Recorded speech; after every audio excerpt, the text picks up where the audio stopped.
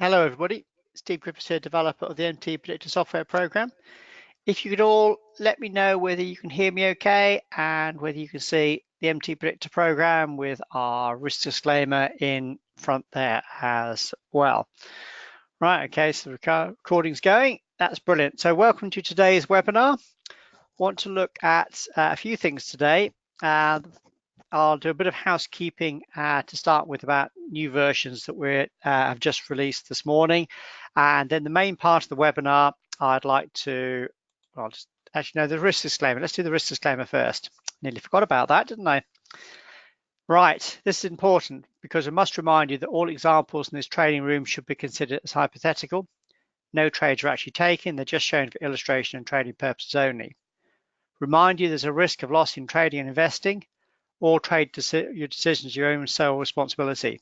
Put another way, basically they'll be losing trades no matter what trading approach you do. This is part and parcel of being a professional trader. You always will make losses. But we hope over time the losses are kept small, -1R or one risk unit, and you have profits that are large that make up for that and then push your account forward. All right. Right, a bit of housekeeping to start with, and then I want to come on to the main part of the webinar is using the DPs on your higher time frame chart to get the larger degree support and resistance, and in particular, which pivots to actually use to take your DPs off. I know quite a few of you struggle with this, particularly newer people, and I thought I want to just recap again, going over basically like the hierarchy we do for which DPs to use, and I'll go through a few examples of some different markets from that. But just a bit of housekeeping to start with. This is our standalone version. If you look at the top, you'll see this is version 8.1.0.9, which is a new version we've just released this morning. The main thing on this is you can see here on our ATR stop, it's now got the level of the ATR stop in the y-axis. So it's not a huge change, but just makes it a little bit nicer. So if you haven't got this version and you want to download it, the easiest way to do it is from within the software itself. So if you go to Help, then there's an option that says Download, and that will then allow you to download which MTPredictor versions you are entitled to. The good thing we do is you can see from here, even though I'm in MTPredictor 8, I can download the NinjaTrader add-ons from here because obviously I'm entitled for them. So, if you have different versions of MTPredictor, it will show you what you're entitled to totally. So just click on the little arrow there, and you can see there's your latest version there, and then you can click on Download to then download it onto your PC. So that's the easiest way to do it. Remember, once it's downloaded, close MTPredictor 8 before you install it, and then open it back up again. If you're using NinjaTrader, I'll pull a chart up as well, as you see. Here we are, NinjaTrader. Similar kind of thing. If you're using NinjaTrader, Kevin, no, you won't have to set up lists and stuff again. That's absolutely fine. All your workspaces, charts, and scanners and all that lot will all be staying there. That's absolutely fine. If you're a NinjaTrader, this is a little bit more important because you'll remember that we had an issue when the NinjaTrader popped up a little window when it was opening, in this case to let you know that the new build 19 was available. That basically clashed with our registration of our add-ons, and we've now programmed a workaround for that. So you need to sort of download this new NinjaTrader version. So if you're using NinjaTrader 8, this is not 7, NinjaTrader 8, you can go to Tools, MTPredictor, and there again we have a download option. And exactly as we had before, allows you to download the versions you're entitled for. So to click on that, and the latest version for NinjaTrader 8. Again, this is only NinjaTrader 8, not NinjaTrader 7. NinjaTrader 8 is 8.1.0.6. You can download it from there. And obviously then close NinjaTrader 8, then install it, then open it again. What happened for me, and I don't know whether this is going to happen for everyone, is it lost the MTPredictor analysis on the current chart. I don't know whether that's going to happen for everyone, but it just happened for me. If it did, the easiest thing to do is to basically close that chart.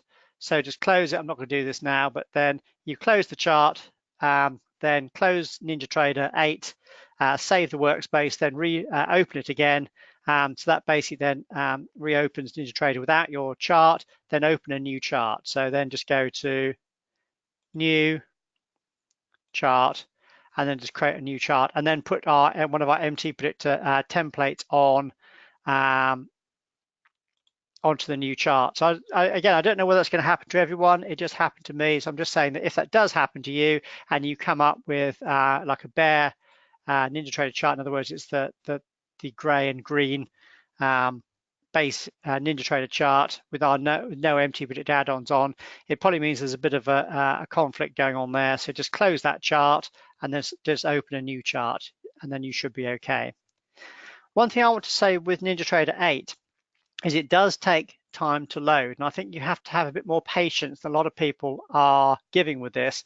And I just want to show you why, because here's my trace file of NinjaTrader 8. You probably don't get into this, but I just want to show you this morning, with just one chart open, I opened NinjaTrader at 8:38:37, and it wasn't until 8:39:59, in other words, a minute and a half later, before NinjaTrader had actually opened. That was just with just one bare chart on. It took a minute and a half to actually open. And I want to just scroll up here, just show you our MTPredictor activations. You can see here, this is where it's activating, and we activate it as it's opening. We do that because, I mean, we have to basically check our license somewhere. So in the old days, we used to check it every time a chart opened. This time we do it all at the front end, so it's when the actual control panel opens. That's actually quicker overall, because you can imagine we're only checking it in one place. We're not checking it if you had like 2 or 3 charts. We don't check it 2 or 3 times. So it means it's a little bit quicker overall, but it does happen when it's actually opening, and this is where the that error did happen. But if you just look at the times here, between 8:39:13 and base 8:39:54 there, you know, for like 30 to 40 seconds out of that minute and a half was our MTPredictor activation. So be patient is what I'm saying to you. It does take time to do this activation and open NinjaTrader 8. So if you've got lots of workspaces and charts, it will take several minutes to open. So when you've clicked on the desktop icon, you'll see the little circle whirring if you've got Windows 10. Just be patient, because if you start clicking on it and trying to open it and force it, it'll just get locked up and it'll just crash. So that's my word of advice, is just be patient. Let NinjaTrader 8 open in its own time, which can take several minutes to do it. Right, okay. Hopefully that's enough of housekeeping going on. So they're the 2 new versions in NinjaTrader 8.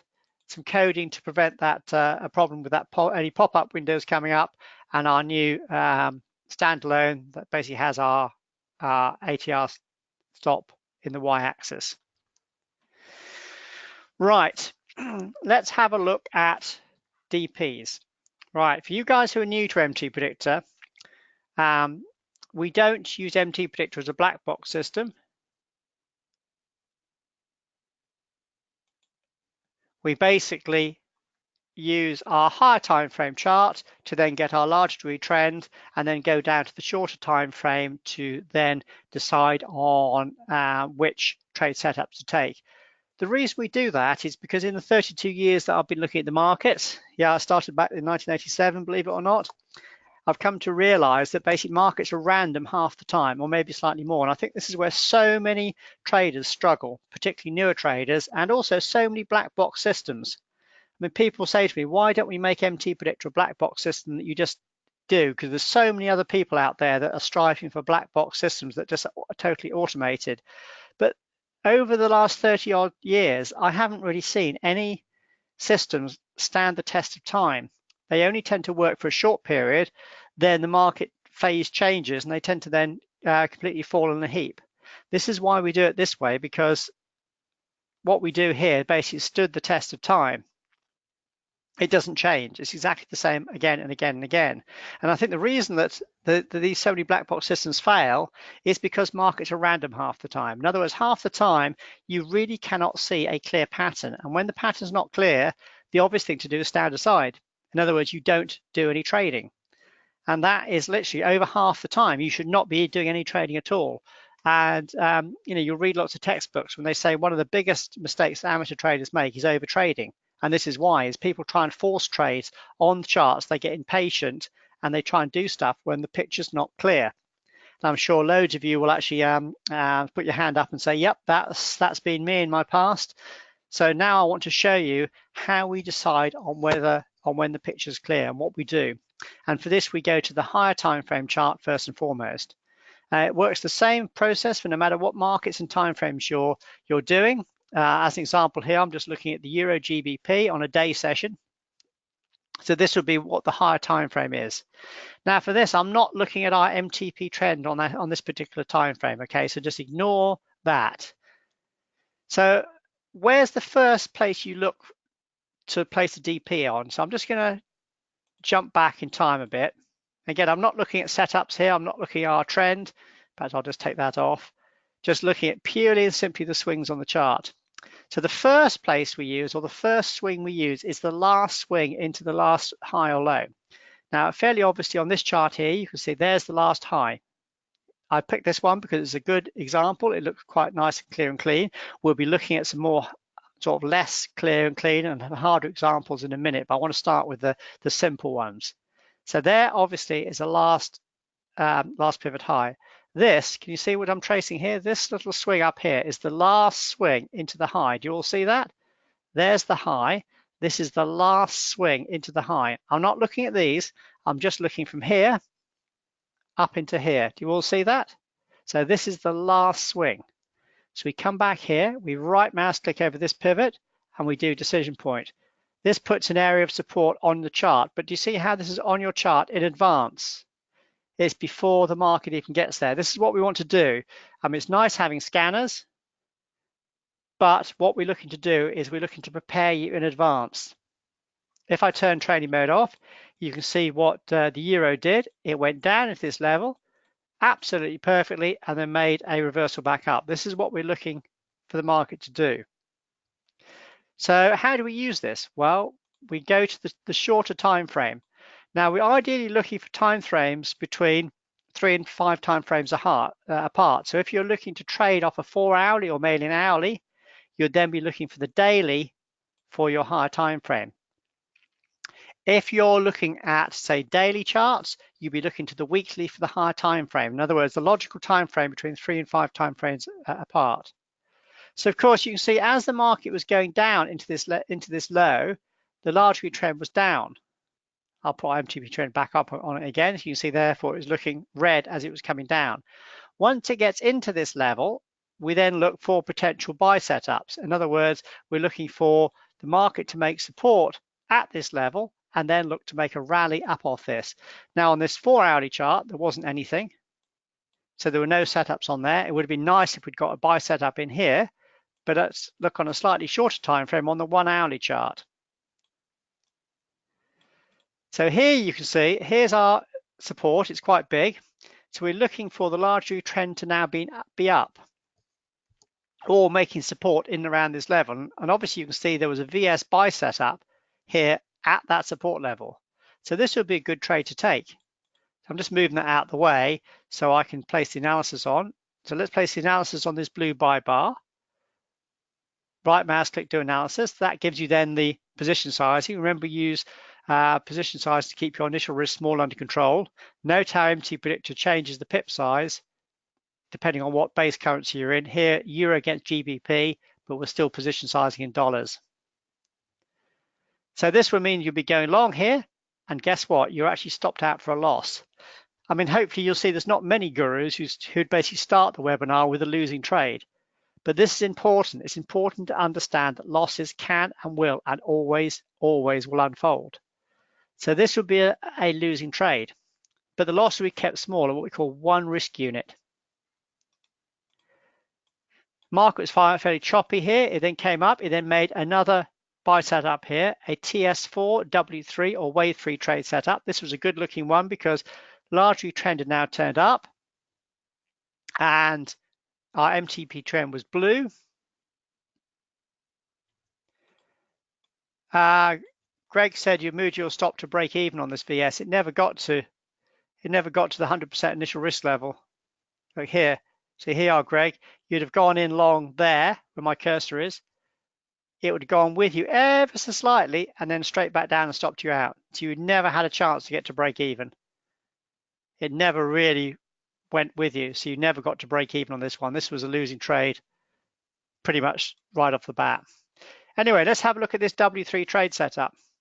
Right mouse click of the blue buy bar, analysis, and with the W3 is what we call a wave 3 trade setup. What is this in Elliott wave terms?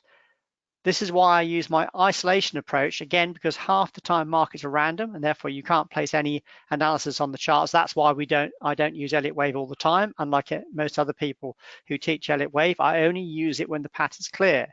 And therefore we start the sequence when you come in at support at the higher time frame support zone. Initial rally up will be wave 1, an ABC correction down into wave 2. We're then looking for the typical wave 3 WPT. This one, the market went up there, pretty choppy, pretty horrible, but you can see we've just reached the typical wave 3 target. So this would have been a profitable trade, but more importantly, the profit would have been large in relation to the previous loss. Now, normally these wave 3 trades are normally bigger than this, but here it was a 3.5 hour profit. In other words, 3.5 times the initial risk. So this is what we're looking to do, is when the picture's clear, have trades where the losses are kept small and hopefully over time the profits are large, but not just in dollars, but in relation to the initial risks.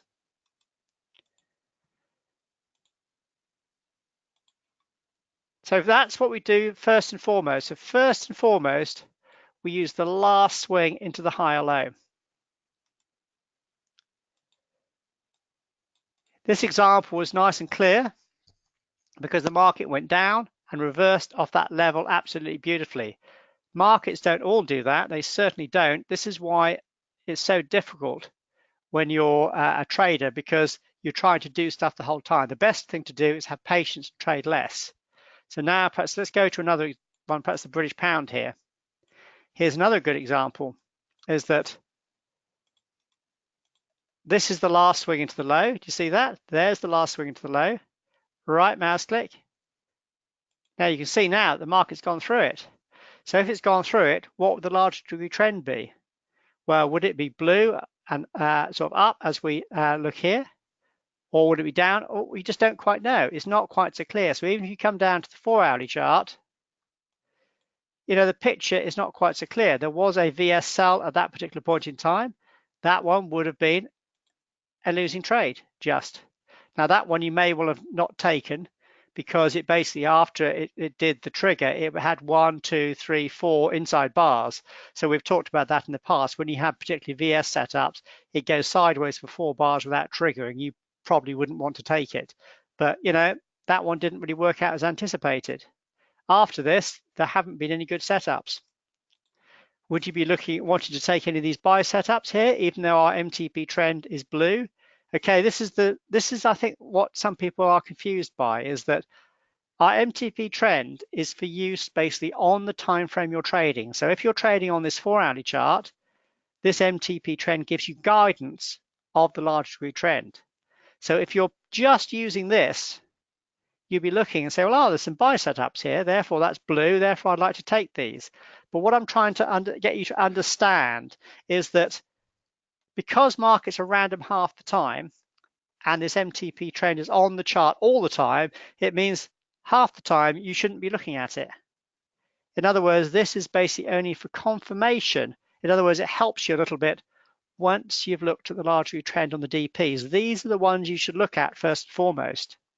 So of course the picture here is not clear at all, because it's gone through the DP, it's then gone back down again. In other words, you know, you don't quite know where the large degree support is.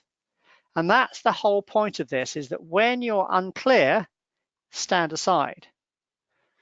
When it's clear, like this one here, when it's clear and it comes in beautifully, then you can use it to guide you in the large degree trend direction. So when it's not clear, stand aside. When it is clear, then you can use it to guide your trend direction. Hopefully that makes sense. Is that the only time we use the pivot? So now I'm going to use the last pivot into the swing high or low. Now I'm going to change time frames. I'm going to go to the USE minis, and I'm going to look at 3 minute and 15 minutes. So again, we're using 3 and 5 time frames between each other. So rather than a 4-hourly chart using the daily chart, I'm going to use a 3-minute chart and the 15-minute chart. So like the 2 time frames together. So here you can see on the 3-minute chart yesterday, the largely trend was probably up off a lovely DP catching the low of the day the previous day. So how did I get this DP on the chart? Well, if you go out to the 15-minute chart, let's clear this off. Right, now what I'm saying is that you'd use the last swing into the high or low. So if we look at where the current position is, that's fairly obvious, the last low. This is then the last swing into the low. So right mouse click here, decision point, that would be an area of potential resistance for maybe today. So if the market gets up into that level, we would then be looking for potential areas, or have a look at the shorter time frame chart to see whether it's making a meaningful reversal. So that's, you know, what's going to happen now. But let's go back in time a bit. Let's go back in time to here somewhere. You know, there isn't really an obvious last swing into the high or low, is there? It's sort of a bit choppy. It's like, you know, that isn't really the last swing because that pivot was below that one. So this is where you have to use your eye, and this is why we haven't programmed it or done it programmatically, because it's so difficult to teach a computer to do this. It's so much better doing it by eye. So if we can't use the last swing into the high or low, or that's been exceeded, we then look to the last major pivot swing. In other words, the last major high or low. So fairly obviously on this chart, can you see here? This is fairly obviously the last low, isn't it? Just by eye, you can see the market came down into there and it's gone back up again. So that's when you'd use the sort of the last major swing high or low. So this is like the second place when we do the DPs. So you wouldn't necessarily be doing it off here. Or if you did do it off there as that last pivot, then that would be only like a bit of, it wouldn't be quite such important support, if you know what I mean. So this would be the major area of where you'd be looking for the major support. So if I turn trading mode off, you can see that's what the market did, not yesterday, the day before, came down, and that called the low of the day absolutely perfectly. Does it always work that well? Well, no, it doesn't, because if I go to the NQ, there's exactly the same thing I did on the NQ. There's that major low there, you can see. There's the DP, and it was within a whisker. Look at that. It's within a tick or two of the low. So of course, if you're seeing this, then this is where you want to look at all the USE minis. So if you're trading the NQ here, even though it was just a whisker between and the market started to rally, even though MTP trend was red, you'd know that the ES made it, and therefore you'd be a little bit more cautious.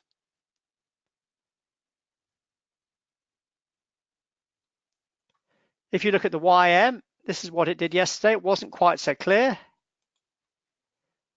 Here, that would be the last major pivot low. Oops. It's quite difficult to do. There you go. There it is. It never reached it. There's the sort of the last not quite so important low, and it went down beyond it, went back up again. You know, it wasn't making a reversal at the level. It wasn't quite so clear. But of course, knowing full well that the ES had done that, then obviously if you're trading the YM, you'd be cautious because the ES has made its reversal. So that's what we're looking for. So first and foremost, you use the last swing into the last high or low. Then if that's exceeded or it hasn't reached it, you then go back to the last major pivot high or low. And from that, you just look at the chart. You look at the last major high or low. And that's basically the hierarchy we tend to use. Now, of course, you have to be careful because it's all too easy to start doing this. It's all too easy just to go off every single pivot.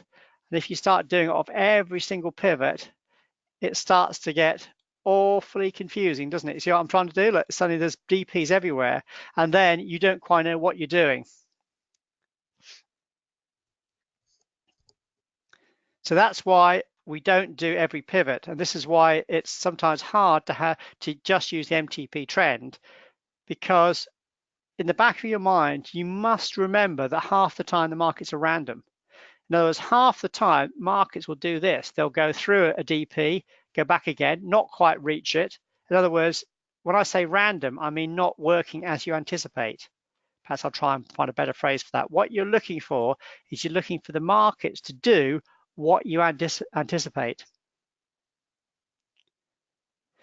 Kevin's asked me to look at DIS. I'm guessing that's Disney, isn't it? So let's have a look. He says, as an example, I haven't seen this chart, so this might be a good one to have a look at.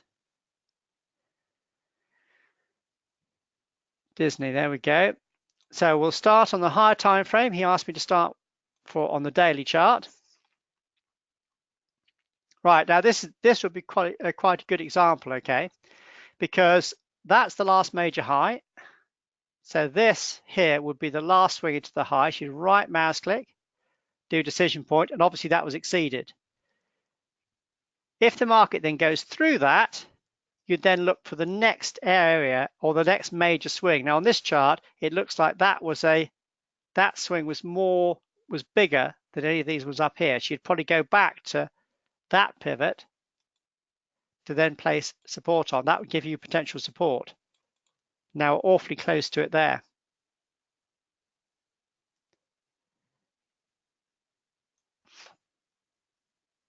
If that makes sense. So it hasn't quite got there, has it? Just about, or almost. So now if we go down to the 4-hourly chart,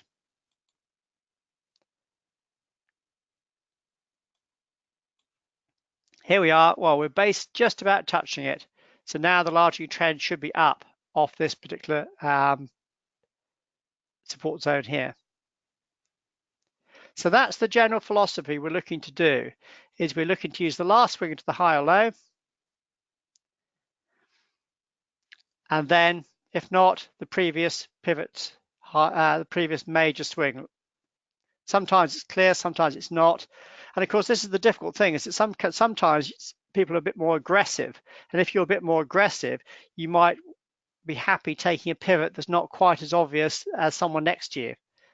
It's really difficult trying to teach this because people say, oh yeah, you've got to have one set of rules. But the trouble is you're not all identical. Every single one of you sorry, that's no good English. Every single one of you does not have the same risk adverseness, does not have the same experience. You're all slightly different. That's why we try to give you guidelines, and then you can amend those guidelines ever so slightly.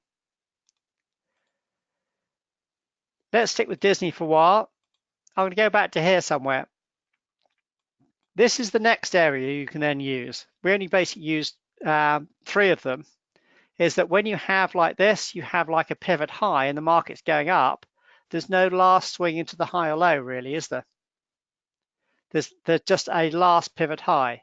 So you'd right mouse click off this last pivot high. That would be an area of potential resistance. And as you can see, the market went up. It caught that very nicely before it started to decline. So this is where you go down to the 4-hourly chart. And if you'd had a sell set up here, then it would have been a good one to take. Now, it would have been nice if that had been a VS sell or something at that level. But can you see how the difference between the MTP trend color is? When you're looking on the daily chart, it looked like the MTP trend was up. But remember, we're not using our MTP trend color on the higher time frame. I'll say that again. We're not using this MTP trend color on the higher time frame. We're only using the DPs. This MTP trend only comes into force when you're on the time frame you're trading. So Kevin said about he likes to trade on the 4-hourly. So here, can you see how that would be your resistance on the daily chart? As the market went up into that, the MTP trend on the time frame you're trading, i.e. the 4-hourly, then changed from blue to black to red to basically black. In other words, it was telling you that the market was in the process of making a reversal and then coming over. So that's why at that point, the resistance on your higher time frame, in this case the daily one, was telling you the same as your MTP trend color on the time frame you're trading, in this case, which is the 4-hourly chart. Does that make sense?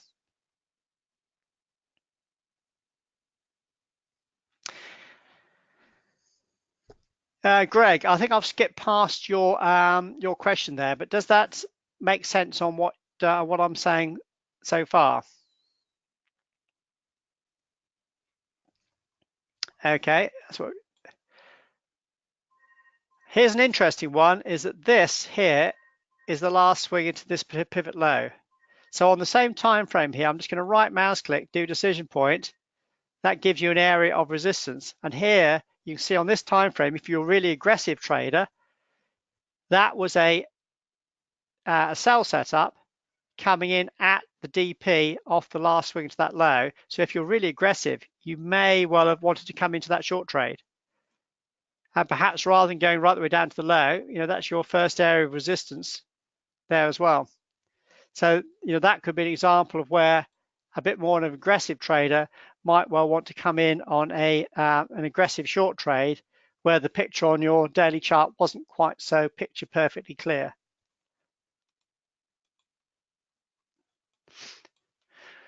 Right.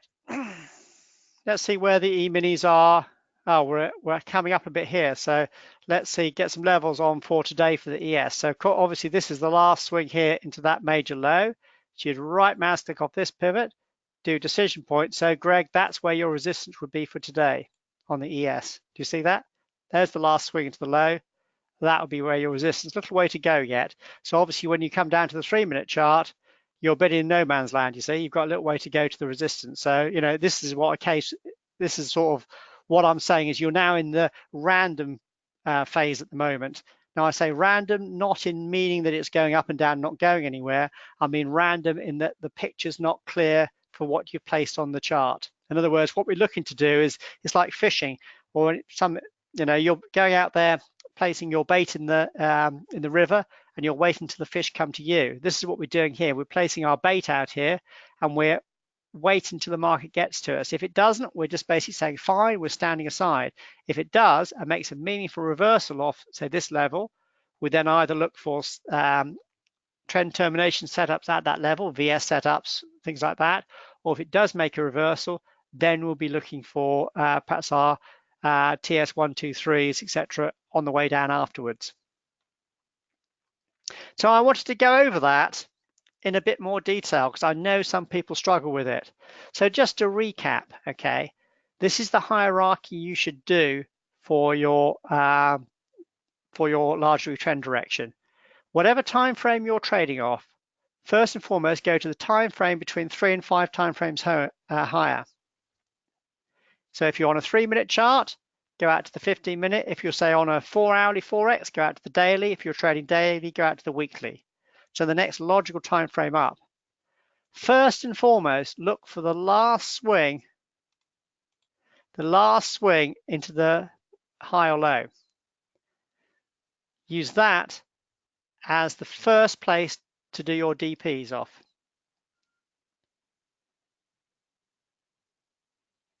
Greg, first and foremost, yeah, I mean, if you're in the DP, well, then that's an area where a reversal could happen. If you then make a reversal at the DP and the picture's still clear, well, then you could look to take trends in that direction, just like we had with this Forex example on the Euro GBP. So here you see the market was in the higher time frame support. So, you could take setups that were in that trend direction, but then as the market then reverses off that, you then take trades that are in the direction that the market's going with you, so to speak, as long as it's doing, what you anticipate. Right, so first and foremost, the last swing into the high or low, that's the place to place your DPs off. If that is exceeded or doesn't work that well, then you lose the last major swing high or low. So rather than the last swing into the pivot, you then look back on your chart and do the last major swing high or low. So perhaps, let's say if this succeeded, you'd probably go back to this pivot because this was a fairly major pivot here as a potential resistance area. As the market goes back even further, this is fairly obvious, the last major high or low. that would be your next resistance area up there as well. Obviously, in, notwithstanding there are any new pivots made as it goes forward. Greg, I don't rank the setups. You'll probably know if you've been with us for a while, my favorite setups are either the VS, volume spike setup, because that gets you in the direction of the professional money. And then I like the W3 or wave 3 trade setups because they tend to get you in the direction of the wave 3, which is usually the strongest and longest in a completed 5-wave sequence. So personally, they're my favorites. But, you know, as I said earlier, every single one of you is different. You might be more aggressive, you might not. You know, you might like to do more trades and then know you're probably going to get a few more losers, but you're actually a bit more active. It all depends on how you're trading. Some of you guys are using volume. Some of you guys are using other indicators in conjunction with MTPredictor to help you filter the trades as well, to give you more confidence. That's absolutely fine, whatever works for you guys. So, you know, we just want to make sure that things come together for what you guys are doing, and every single one of you will be different. Right, so that's basically it. So first and foremost, the last swing into the high or low, that's the first place to do a DP. Then if that's exceeded, then you look to the last major swings. Now, perhaps on that, you know, you might go up a time frame. So from a 15 minute, you might go up to the hourly. Have a look on the hourly. This might give you some slightly clearer swings to use. So that would have been that pivot.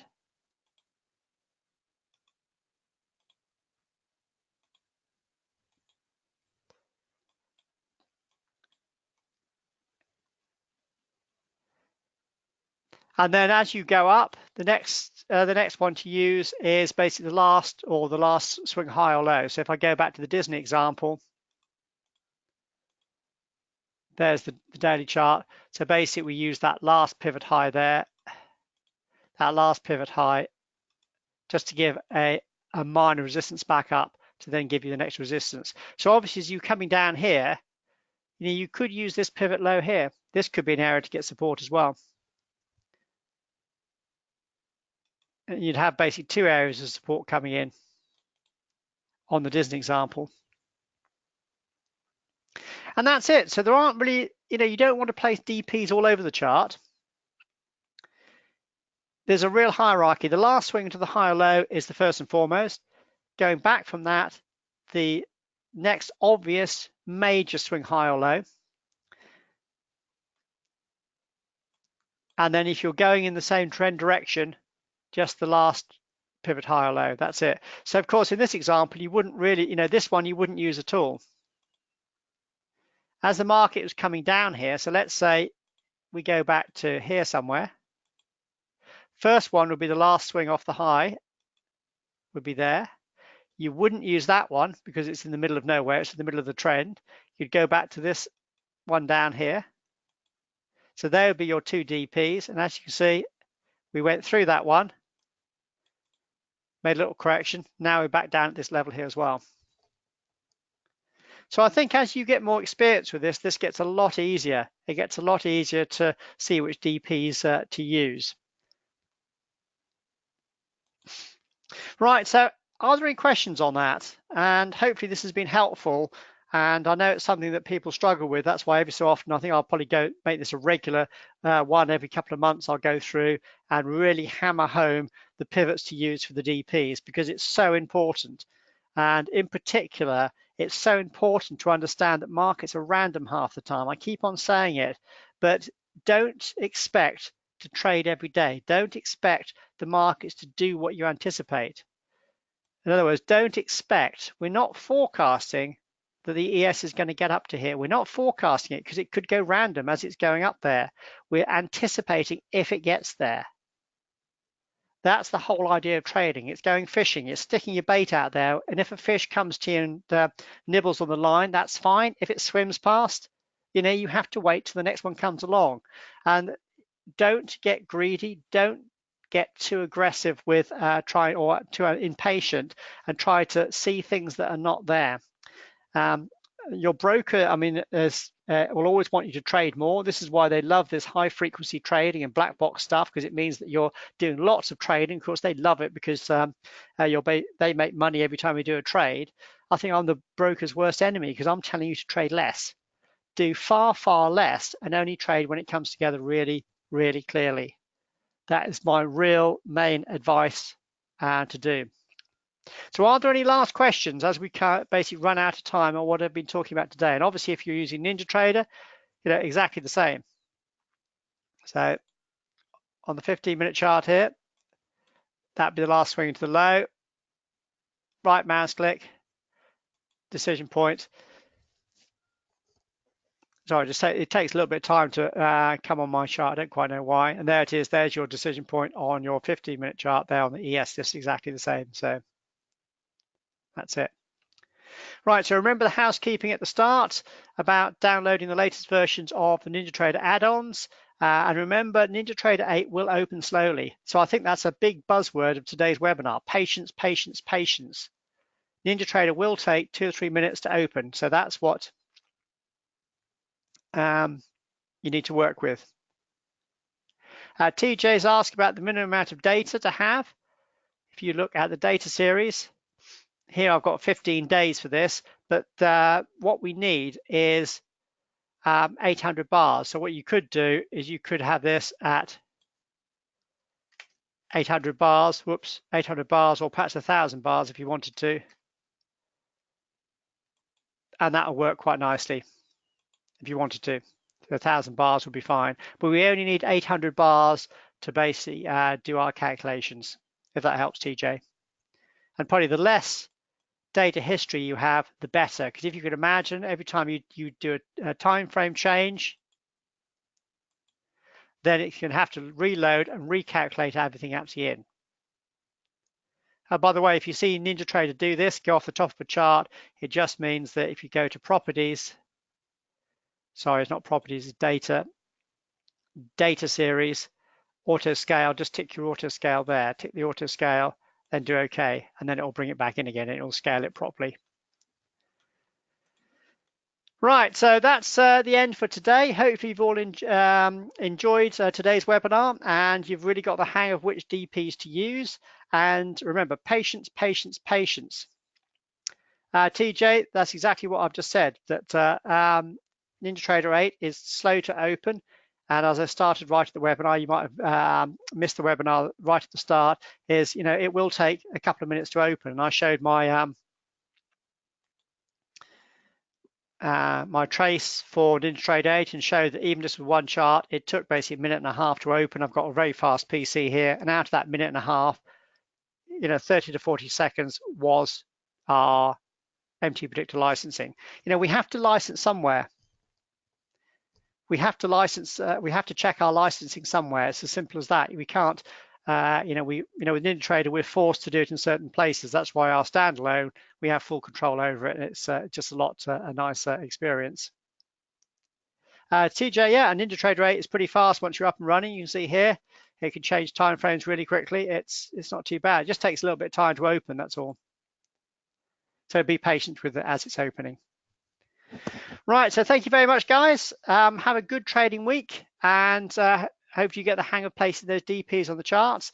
We'll see how the markets work in the next week. It's been quite quiet, basically, on the USE minis over the last couple of days. We had a run of some very good trades about a week ago, gone a bit quiet, but this is what the cyclical nature of trading is all about. It just means that if it's been quiet for a while, we then do some good trades, and it will come around and we'll probably have some good trades in the next week. So that's what you need to look at. If you've had some good trades, then think that you're probably going to go into a quieter time and then be more aggressive or more patient or more conservative. If it's been quiet, then start to look for your trades again, because it goes in cycles. Do the opposite of what you're seeing. That's basically what I'm saying to you guys. Right, anyway, have a good trading week, everybody, and we'll do it all again next week. And any questions, any additional questions, drop me a direct email, steve@mtpredictor.com. Otherwise, we're back to do it all again next week.